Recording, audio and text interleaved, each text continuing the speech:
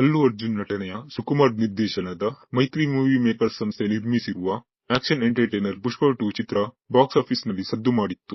ಬಿಡುಗಡೆಗೂ ಮುಂಚೆನೆ premier ಶೋಗಳಿಂದಲೇ cinema 10 ಕೋಟಿ ರೂಪಾಯಿ ಅಧಿಕ ಕಲೆಕ್ಷನ್ ಮಾಡಿತ್ತು.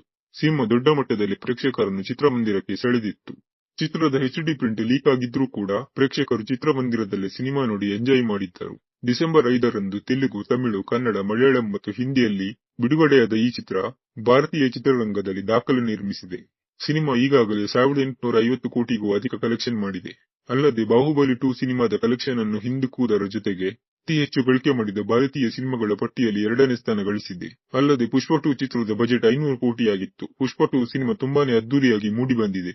ಸಿನಿಮಾದಲ್ಲಿನ ಒಂದು ಜಾತ್ರೆ ಸೀನ್ಗೆ ನಿರ್ಮಾಪಕರು 75 ಕೋಟಿ ಖರ್ಚು ಮಾಡಿರುವುದು ವಿಶೇಷ. ಹೀಗೆ ಬಾಕ್ಸ್ ಆಫೀಸ್ ನಲ್ಲಿ ಸೌಂಡ್ ಮಾಡಿದ್ದ ಈ ಚಿತ್ರ ಡಿಜಿಟಲ್ ಪ್ಲಾಟ್ಫಾರ್ಮ್ ನಲ್ಲಿ ತನ್ನ ಅಬ್ಬರವನ್ನು ಮುಂದುವರಿಸಿದೆ. OTT ಪ್ಲಾಟ್ಫಾರ್ಮ್ ನೆಟ್ಫ್ಲಿಕ್ಸ್ ನಲ್ಲಿ ತನ್ನ ಸ್ಟ್ರೀಮಿಂಗ್ ಆರಂಭಿಸಿದ ಚಿತ್ರ ಅಲ್ಲೂ ಒಳ್ಳೆಯ ಪ್ರತಿಕ್ರಿಯೆ ಪಡೆಯುತ್ತಿದೆ. OTTಯಲ್ಲಿ 3 ಗಂಟೆ 44 ನಿಮಿಷ ಸುದೀರ್ಘವಿರುವ ಈ ಸಿನಿಮಾವನ್ನು ಅಪ್ಲೋಡ್ ಮಾಡಿದ್ದಾರೆ. ಕನ್ನಡ, ತಮಿಳು, ತೆಲುಗು ಹಾಗೂ ಮಲಯಾಳಂ ವರ್ಷನ್ ನಲ್ಲಿ ಸಿನಿಮಾ ವೀಕ್ಷಣೆಗೆ ಲಭ್ಯವಿದೆ. ವೀಕ್ಷಕರು OTTಯಲ್ಲಿ ಸಿನಿಮಾ ನೋಡಿ ಎಂಜಾಯ್ ಮಾಡುತ್ತಿದ್ದಾರೆ.